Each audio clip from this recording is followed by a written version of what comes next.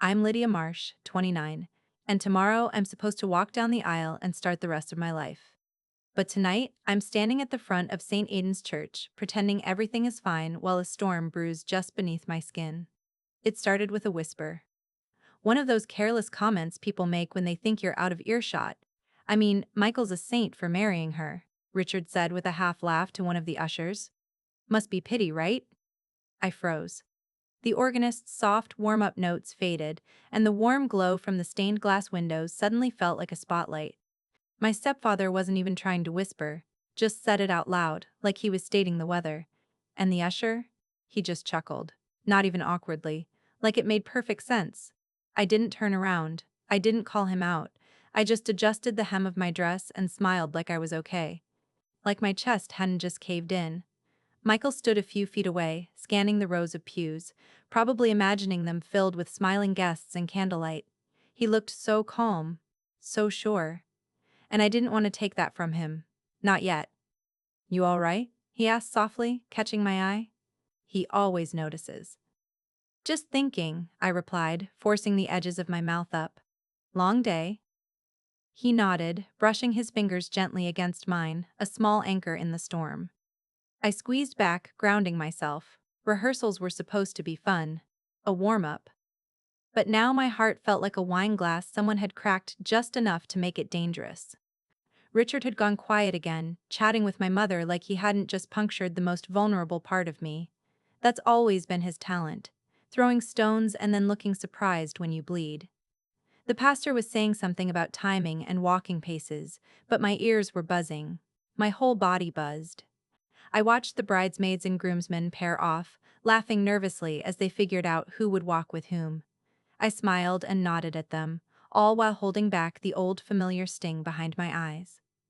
This day was supposed to be about joy, about love, about finally stepping into a life I'd built for myself, outside the shadow of his snide remarks and sideways glances. But somehow, he still found a way in, still managed to reach into my throat and twist. Michael slipped his arm around my waist as we walked back down the aisle for another practice run. His touch was warm, steady. But inside me, something had cracked open. Not loud, not dramatic, just a quiet fracture, the kind you only notice when everything else is silent. If this was just the rehearsal, I wondered, what would tomorrow bring? The bridal room smelled like roses and hairspray, but to me, it reeked of something else. Suffocation. I sat on the tufted bench beneath the mirror, still in my rehearsal dress, its hem crumpled from where I'd been tugging it mindlessly for the past 10 minutes. I should have walked out of the church with Michael, let the evening wrap itself around us like a soft blanket. But instead, I slipped away under the excuse of needing to grab my earrings. Truth is, I needed air. Or at least a space where I didn't have to keep pretending I hadn't heard what I heard. Michael's a saint for marrying her. Must be pity. The words bounced off the walls like echoes from a life I thought I'd outgrown. But they weren't new. Just the latest verse in a song I'd been forced to memorize since I was 13. I remembered the first time Richard called me dramatic. I'd cried at dinner because my mom forgot to pick me up from school, for the third time that month. He looked at me over his wine glass and said, "Jesus, Lydia, it's not like she left you at the airport. You're fine, stop making everything a production." I was 12. The next year, when I got straight A's, he handed me my report card and said, "Well, it's about time. Maybe you're finally catching up." That night, my mom said nothing, just stirred her tea and asked me to set the table. There was always a reason why my wins didn't count, why my pain wasn't real, why I was just a little too loud, too emotional, too much. And somehow, tonight, at nearly 30, with a man who loves me waiting at home and a wedding gown already hanging on the door, those words still stick. Must be pity. I pressed my hands to my face, trying to shove the memory back into its cage. But the door was open now, and the ghosts had teeth. "You're lucky we put up with you." It wasn't always said out loud, but it lived in every tight-lipped sigh when I asked for help. Every time I wasn't invited to family dinners unless I reminded them. Every, "Are you sure you need that?" when I reached for seconds. Emotional erosion. Small grains chipped away until you forget what whole even felt like. I caught my reflection in the mirror and barely recognized myself. Eyes too shiny, shoulders too tense. I looked like a woman trying to hold in an earthquake. I should be feeling joy right now. Excitement. But all I feel is like I'm standing on the edge of something I've spent my whole life trying to climb out of. And suddenly, the vows I've written feel like a costume. Like I'm playing the part of a happy bride in a story that's been edited to cut out all the ugly parts. But they're still there, waiting in the margins. Ready to shout over the music when I say, I do. I closed my eyes and whispered the thing I couldn't say out loud, not even to Michael. What if they're right? What if I am too much? What if I always have been? And just like that, the room went quiet again. But not peaceful. Just hollow. The restaurant smelled like rosemary and grilled meat. Comforting scents, rich and warm, but they didn't touch the knot in my stomach. I stood by the coat rack longer than necessary, watching the reflection of my family in the mirrored wall across the room.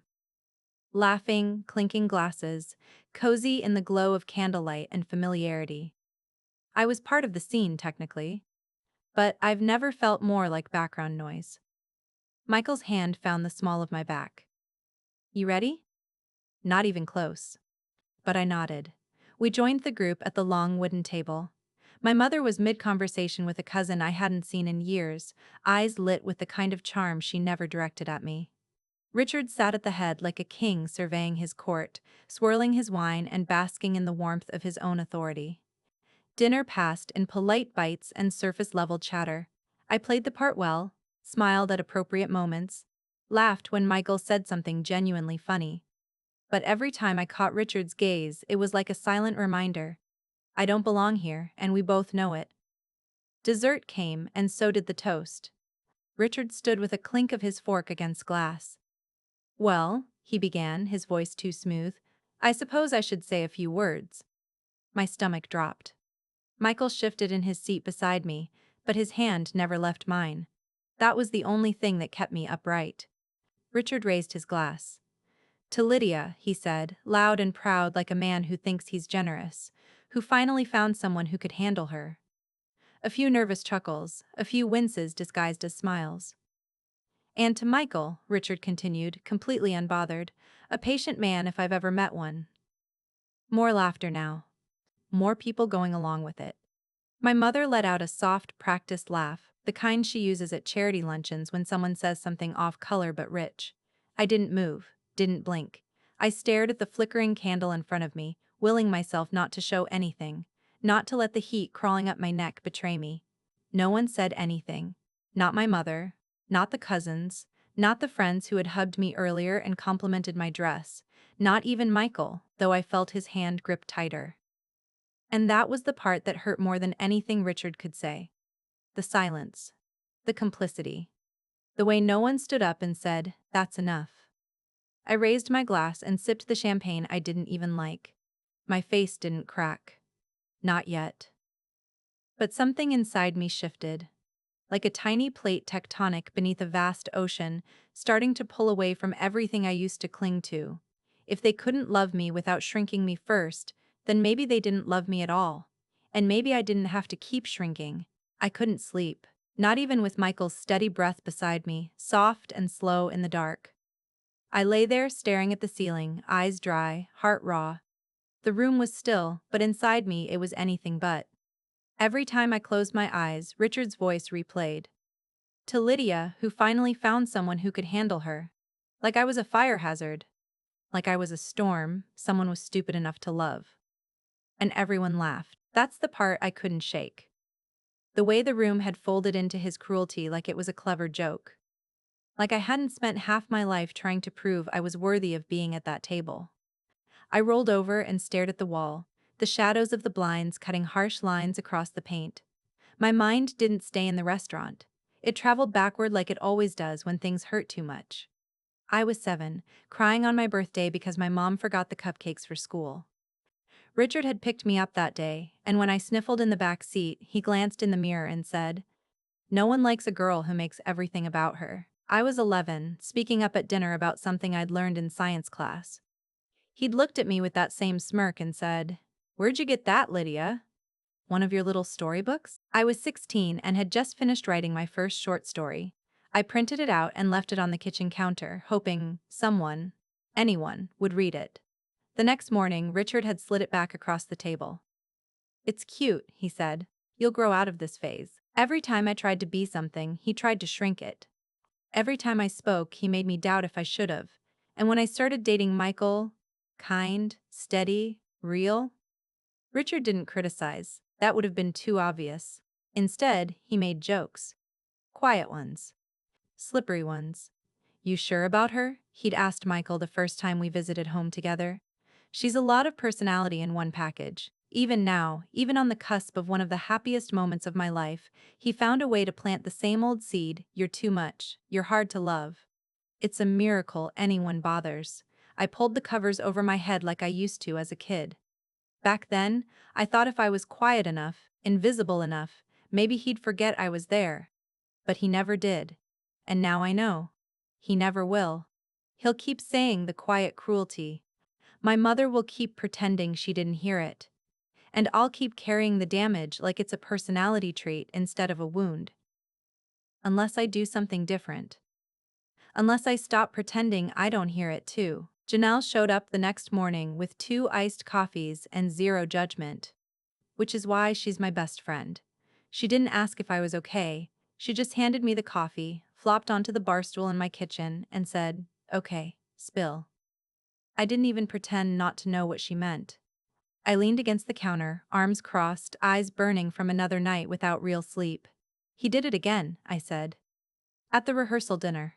Janelle blinked. "What did that walking ego in dad shoes say this time?" I told her. The whole thing, the toast, the laughter, the silence that followed. And how my mother had smiled through all of it like she was hearing a weather report. When I finished, Janelle didn't speak for a beat. Then she set down her coffee with a controlled calm that made me nervous. "I swear to God, Lydia, if he gets a microphone tomorrow, he's going to ruin it." I looked at her, startled. "He's not giving a toast during the ceremony." "He doesn't have to," she said. "He could make one stupid comment loud enough for everyone to hear. He could fake a cough at the wrong time. He could whisper something cruel just before you walk down the aisle. That man knows how to sabotage without lifting a finger." I opened my mouth to argue, but nothing came out. Because deep down, I knew she was right. "Still," I said. "But he's my stepdad. He raised me." "Did he raise you? Or did he just live in your house while you did all the emotional heavy lifting?" Janelle's voice was gentle, but firm. "Because there's a difference." I sat down across from her, my stomach churning.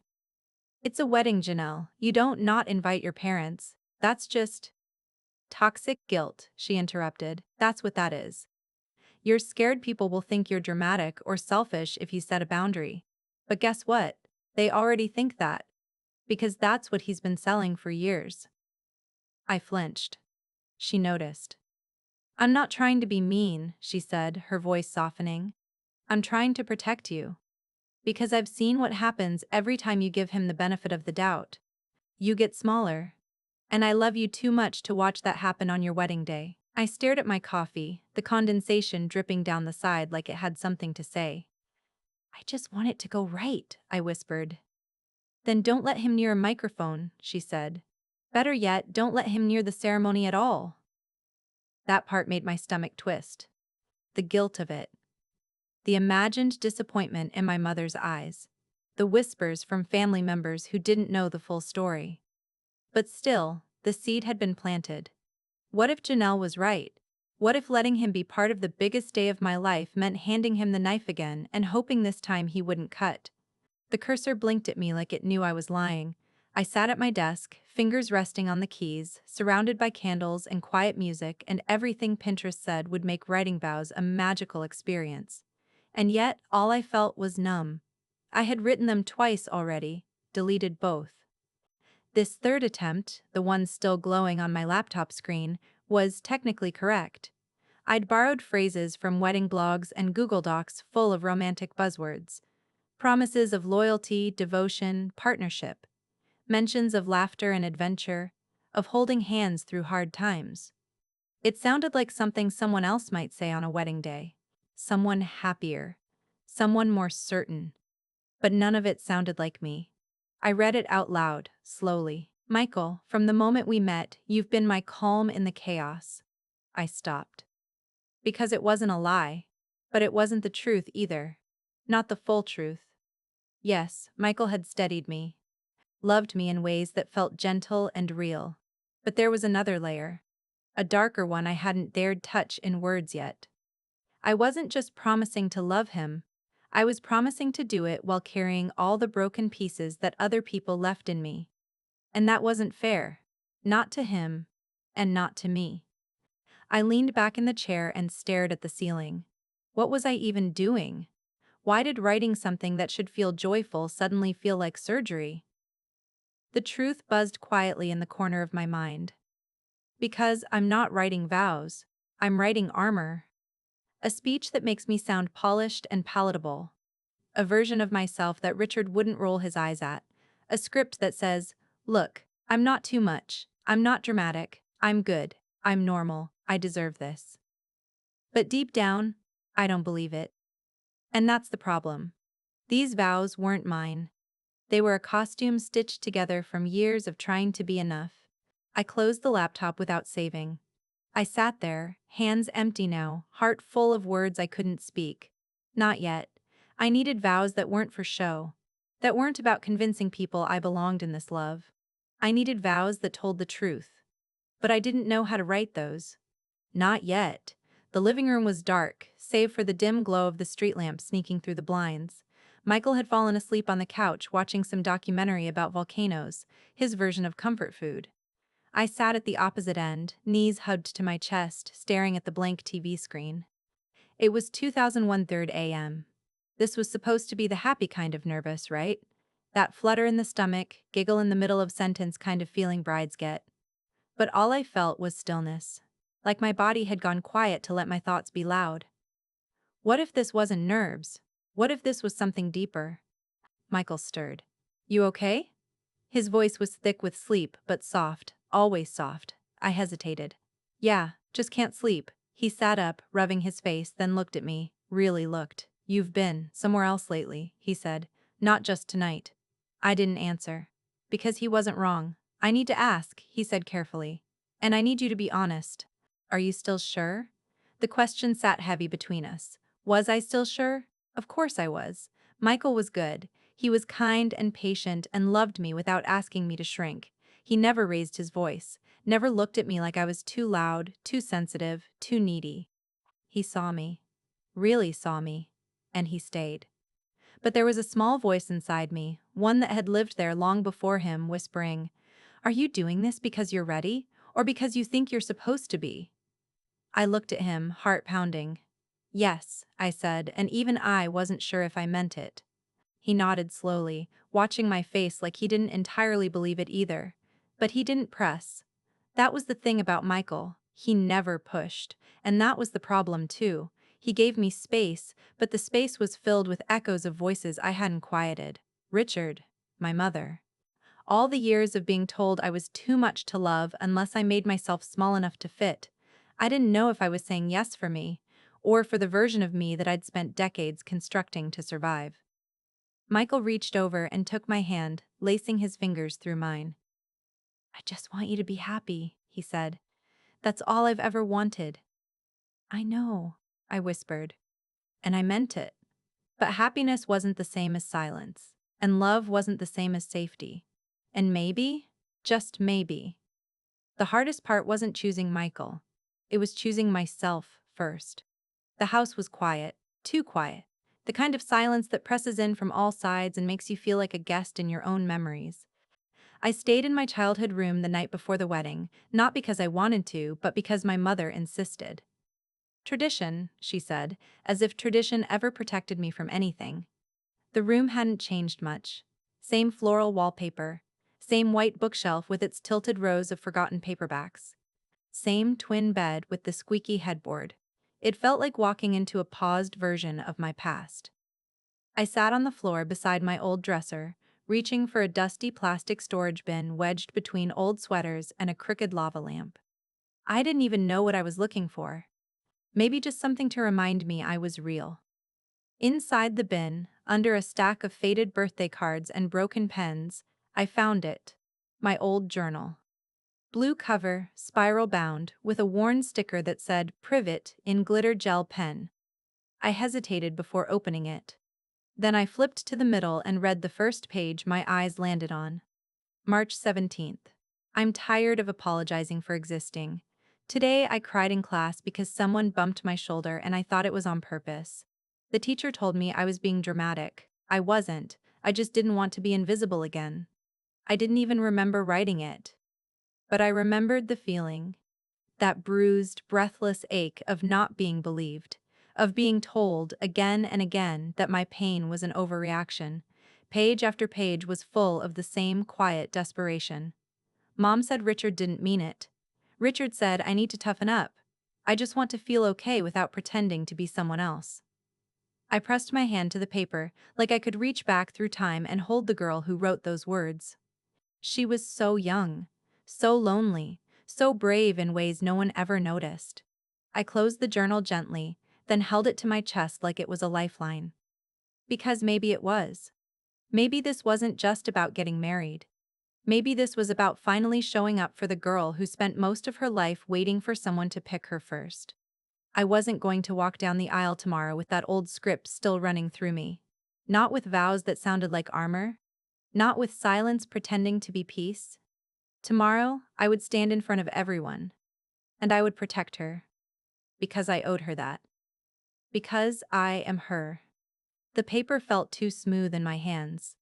Too rehearsed. Too perfect. My vows, at least the ones I was supposed to recite tomorrow, had been printed on thick cream stationery with a delicate gold border. The kind of paper that says, I know how to follow the rules. I stared at them one last time, sitting cross-legged on my childhood bed, that stupid squeaky headboard groaning every time I shifted. The words stared back like strangers. Pretty ones. Harmless. Safe.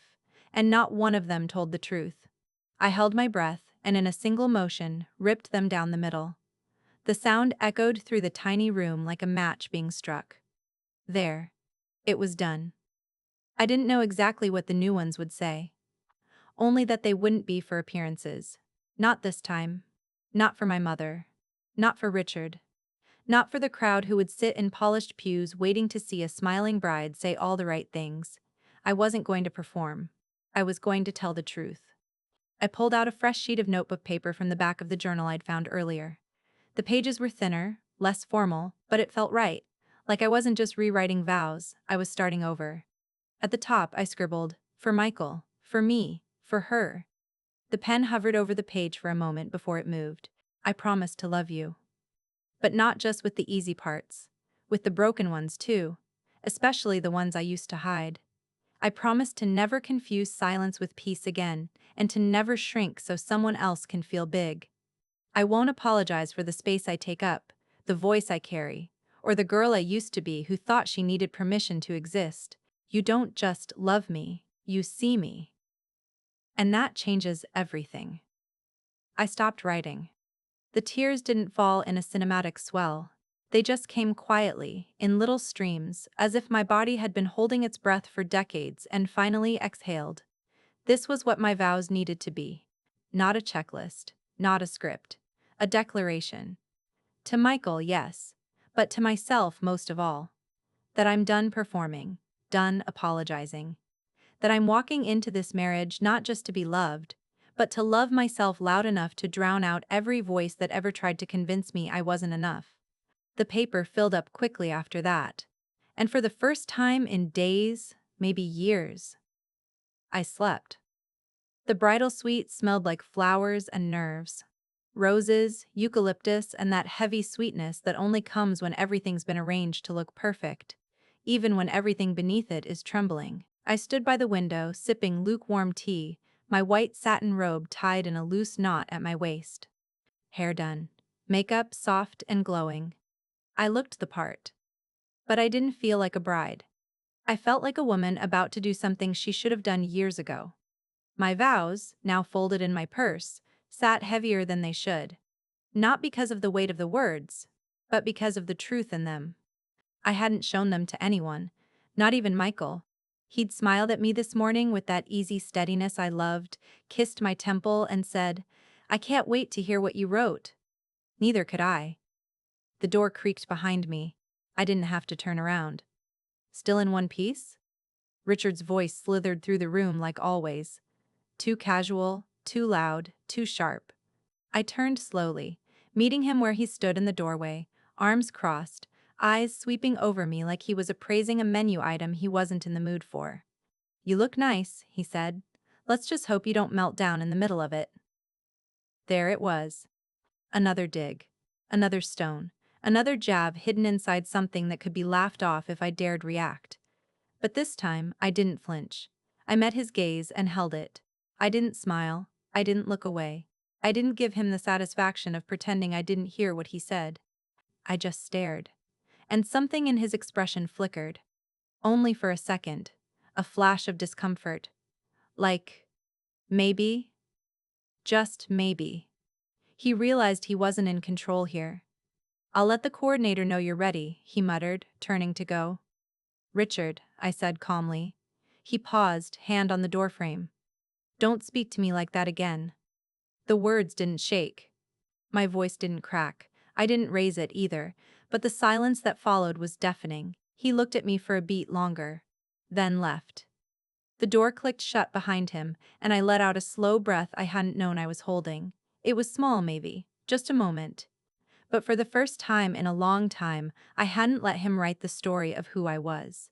Today, I'd tell it myself. The church hallway was lined with framed scripture verses and polished oak paneling, all of it glowing under the soft warmth of sconces. I stood there in my wedding dress, veil draped over my arm, bouquet forgotten on the pew behind me. My mother adjusted her clutch, smoothing her already perfect hair like it hadn't moved in hours. She looked poised, radiant even, like she belonged in this world of curated beauty and stained glass. Like nothing could touch her. Can I ask you something? I said, trying to keep my voice steady. She glanced over at me, lips pursing slightly. Of course. Why does he always do this? I asked. Why does Richard say things like that? Why does he always find a way to cut me down? Especially when it matters most. She sighed, as if the question exhausted her. Lydia, it's your wedding day. Do we really need to rehash all of this now? That's not an answer, I said. My throat was tight, my fingers dug into the silk of my dress. He humiliated me last night, he insulted me this morning. And you just stood there. My mother glanced away, eyes fixed on a dusty corner of the floor molding. That's just how he is. You know that? No, I said. I know that's how he's always been, but that doesn't make it okay. She finally looked at me, and for a moment I saw something flicker in her eyes. Guilt, maybe. Regret. But it vanished quickly, replaced by the same old mask, the one I grew up trying to read. You're being too sensitive, she said softly but firmly. This is supposed to be a happy day. Let's not ruin it over old wounds. Old wounds. As if they didn't still bleed, as if I hadn't been carrying them into every room I ever walked into, including this one. I'm not ruining anything, I said. But I'm not pretending anymore either. She gave me a tight smile. Just let it go, Lydia. It's not worth the drama. And there it was, the script. The same lines I'd heard since I was old enough to realize my feelings made other people uncomfortable. Don't make a scene, don't cause trouble, don't challenge the silence. But silence had cost me too much. My voice, my confidence, my ability to believe I deserved softness. I looked at her, really looked, and finally understood something I'd spent years trying not to admit. She had chosen this. She had chosen him. Over and over. And I couldn't make her unchoose it. But I could choose something else. I'm not asking for your permission, I said quietly. Just your understanding. And maybe your support. Her expression didn't change. Okay, I said, stepping back. Then I'll do it without both. I turned and walked away, the sound of my heels clicking against the polished floor like punctuation marks in a sentence I finally got to finish. I wasn't the little girl asking to be seen anymore. I was the woman walking into her own story, with or without applause. The hum of the organ filled the church like warm water rising in a tub. Slow, steady, beautiful in a way that made your chest ache. Guests were seated. Michael was already at the altar. Eyes searching, I stood just outside the sanctuary, veil in place, bouquet tight in my grip. My heart beat like a fist in my throat. Richard stood nearby, adjusting the cuffs of his suit like he was preparing for a performance. "You ready, kiddo?" he asked, voice just light enough to sound benign, just sharp enough to remind me who always held the spotlight. I turned to him, my decision already made. "Actually," I said, "Janelle's walking me down." His face didn't change at first. Just blinked, like he'd misheard. "Excuse me?" I asked Janelle, I said again. "She's been the one who's shown up for me. Every time. And I want someone who loves me without conditions standing next to me for this?" His jaw tightened. "You're being ungrateful." There it was. The word they always used when I stopped playing the role. I didn't flinch. "No. I'm being honest." He laughed, cold, dismissive. "All this therapy talk's gone to your head. You think this is strength? It's a tantrum in heels." Behind me, Janelle stepped forward, calm as ever. She didn't say a word, just slipped her arm through mine and held me steady. Richard shook his head. "Your mother's going to be embarrassed." "She's used to it," I said softly and walked past him. Every step toward the double doors felt like cutting a thread I'd been tangled in for decades. One by one, the weight of expectations, guilt, silence, they unraveled behind me like loose fabric. The doors opened. The music swelled. People rose. And I walked. Not with a man who thought love meant control. Not with someone who needed me small. But with the friend who had never asked me to be anything but myself. I didn't look back. Not once. And I didn't trip, either. Not because I wasn't afraid, but because I finally knew who I was walking toward, and who I was walking away from. The church was hushed in that reverent way it only ever is when everyone's holding their breath at once. Michael stood across from me, eyes steady, hands warm in mine. The pastor had just asked if we'd like to share personal vows. I nodded. My fingers trembled slightly, not from fear, but from the weight of everything I was about to release. I reached into the folds of my dress and pulled out the folded paper. The real vows, the true ones. I unfolded it slowly, took a breath. And then it came. A cough. Loud. Exaggerated. Followed by a voice I knew too well. "Hope she doesn't forget her lines," Richard muttered, just loud enough for the front rows to hear. A few nervous titters. A couple of awkward glances, but mostly silence. That awful, loaded silence. I froze. The words on the page blurred for a second. The church tilted. Just slightly. Not from dizziness, but from rage, from pain, from that all-too-familiar sting of being belittled in the one moment that was supposed to be mine. I looked up, and caught Richard's smirk as he leaned back in the pew like a man pleased with his own punchline. Michael's hand found mine again, grounding me. He didn't say a word. He didn't have to. He just gave the smallest squeeze. And in that simple gesture, he said everything. "I'm here. I see you. Say it anyway." I looked back down at the paper. The room hadn't moved. The air hadn't cleared. The sting was still there. But so was I. And I wasn't going to let Richard's voice be the loudest one anymore. I took a breath. The kind that reaches your ribs and makes your lungs sting. The kind you take right before you jump. "Actually," I said, voice steady, clear, louder than I'd expected, "I wrote something new." The room shifted. The pastor paused mid-nod. Guests glanced at one another. A murmur rippled through the pews like a breeze before a storm. Richard crossed his arms, smirk intact. But I didn't look at him. I looked at Michael. And then, slowly, I looked out at all of them. The friends? The family? The ones who smiled with their teeth but never asked if I was okay. The ones who sat through dinners where I was the punchline and never said a word. The ones who told me, "He's just old school," or "That's just his way."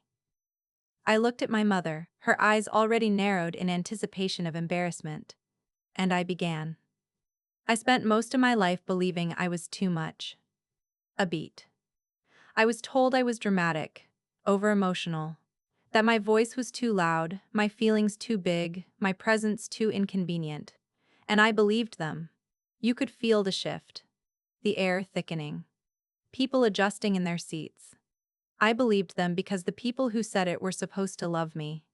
And when you're young, love looks like whatever you're given, even when it hurts. I glanced down at the paper, then folded it closed, held it in my hands like a shield I no longer needed. I wrote vows before. Polished ones. The kind that sound good in a ceremony. But they weren't mine. They were what I thought I had to say to make everyone comfortable. My voice trembled for a second, but I didn't stop. But I'm done being comfortable for other people. A gasp somewhere near the front. I've been made to feel small my whole life. I've been told I was lucky to be loved, as if it was a favor. But today, I'm saying it out loud, in front of everyone who ever tried to rewrite my story for me. I turned toward Michael, eyes locked on his. I'm not hard to love. I was just surrounded by people who didn't know how. Silence. Then movement. Barely a shift. A few lowered eyes. A few faces turning red.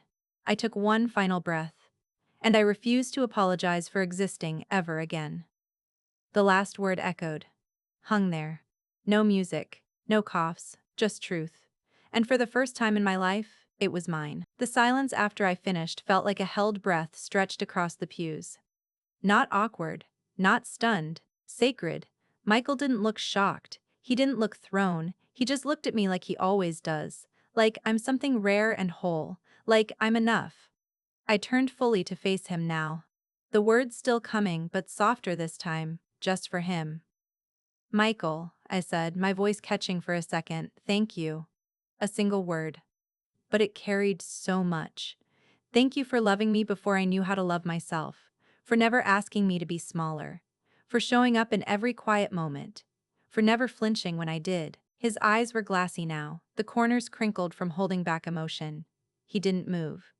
Just stood, still and open, like he wanted to catch every word before it disappeared. Today, I choose a life with you. But not just any life. A life where I am not diminished, where I am not muted, where I am whole, and seen, and still loved. I paused. Not for drama, but because the next sentence was the most honest thing I had ever said. Today, I choose a life where I am enough.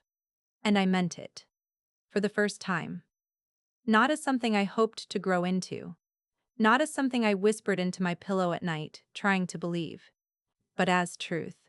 Pure and clean and unshakable. There was no applause at first, just breathless stillness, a moment where the entire room seemed to recalibrate. And then, Janelle stood. She started clapping, once, then again, loud and proud and unapologetic. Michael joined her, and then others, guests, friends, strangers who maybe never knew who I really was until this moment. It wasn't thunderous. It was reverent, grateful. And I didn't cry because I was overwhelmed. I cried because, for the first time, I wasn't trying to be believed. I already was. The applause still echoed when I saw it, movement from the front row. Subtle, but unmistakable. Richard stood up. No grand exit. No words. Just a hard push of the pew, a rustle of his jacket, and the tight set of a man who couldn't believe the room hadn't bowed to his version of events. His face was red, not from shame, but from insult. As if he had been wronged. As if my truth had ruined his show. He didn't look at me. Not once. He just turned and walked out, each step like a punctuation mark on years of quiet punishment. Gasps followed him, murmurs rippling like wind through leaves. But no one moved to stop him. Except her. My mother stood up 2 seconds later. She didn't look at me either. Just gathered her purse, straightened her dress, and followed. Her heels clicked quietly behind him, never missing a beat. The door shut gently behind them both. That was the loudest sound of the day. And still, I didn't flinch. Michael reached for my hand again. "You okay?" he whispered, close enough for only me to hear. I looked at the door where they'd disappeared, and I smiled. "Yeah," I said. "Actually, yeah, I am." Because it wasn't grief I felt, it was oxygen. Their exit didn't leave a hole. It made space. Space to breathe. To speak. To be. They'd finally removed themselves from the story. And for the first time, the silence felt like peace. I took a steadying breath, hands still wrapped around Michael's. The room had emptied of those who sought control, leaving only love that had been hard-won and true. "My vows," I whispered, voice strong, "aren't for anyone but you, Michael. And for me. For the parts of me that were scared to speak, to stand, to exist fully." Michael's fingers squeezed mine. A quiet, grounding rhythm. "I promise," I continued, "to honor you, to fight alongside you, to cherish the ordinary and extraordinary moments alike, to love you in a way that is honest and fierce and unafraid. I promise to keep speaking, even when the world tells me to stay quiet. I promise to never shrink for anyone again." I looked up at him, really looked, into his eyes, into the man who had seen me at my most fragile and stayed, into the man who had never once made me question my worth. "I do," I said, finally, the words resonating in the space between us, no echo of doubt this time. Michael stepped forward, cupping my face gently in his hands. "Lydia," he said, voice thick with emotion, "I promise to meet you wherever you are. Every fear, every triumph, every quiet heartbeat. I promise to hold your hand through storms you thought you'd face alone.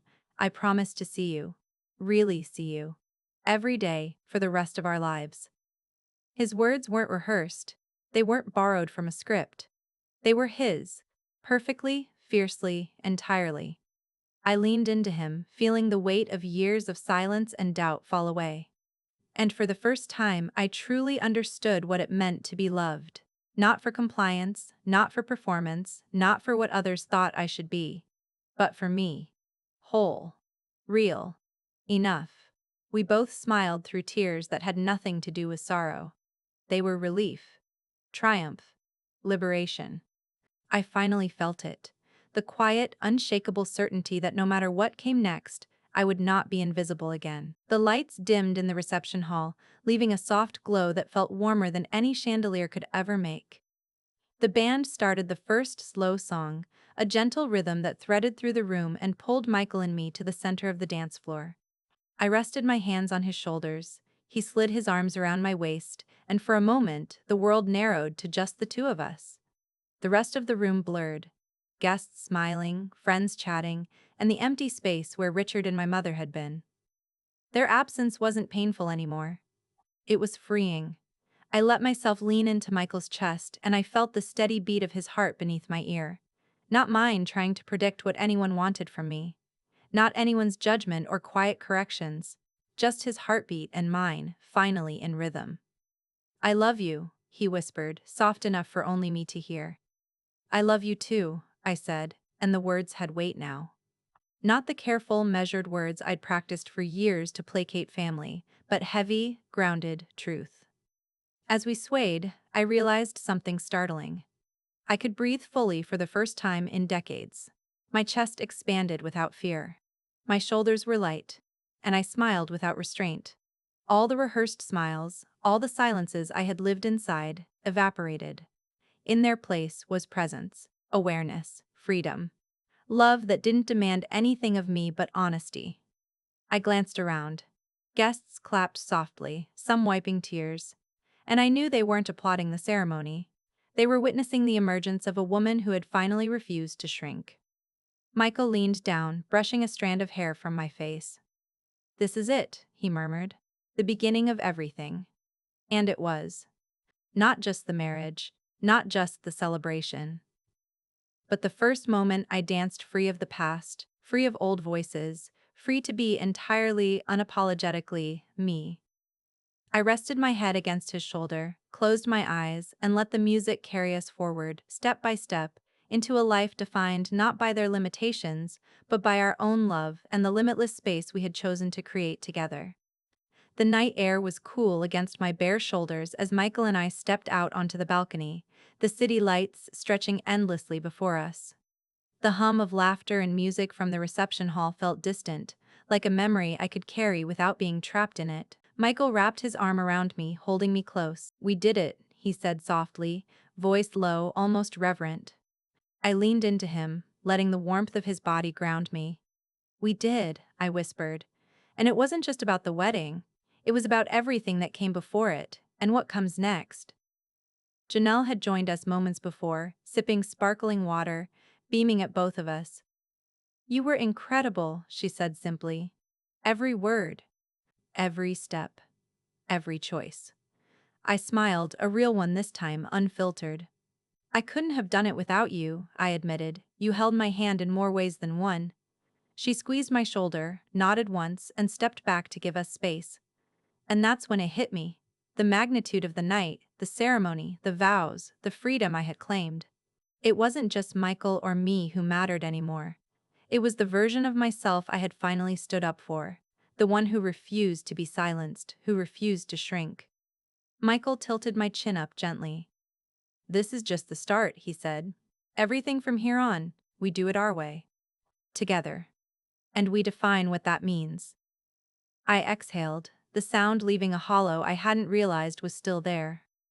Together, I repeated, letting the word settle like a vow into my bones. Not a borrowed vow. Not a line written for someone else. Mine. The city stretched before us, alive, endless, and indifferent to the small dramas of the past. And for the first time, that indifference was liberating. I wasn't defined by old voices or silent judgments anymore. I was defined by me, by us, by the life we chose to build, not the one we were told we had to inhabit. I slipped my hand into Michael's, lacing our fingers, a quiet but unshakable promise. Let's go back inside, I said, and start the rest of our lives. He smiled, and I did too, truly, fully, finally. Not because everything would be perfect, but because everything was ours. And that was more than enough.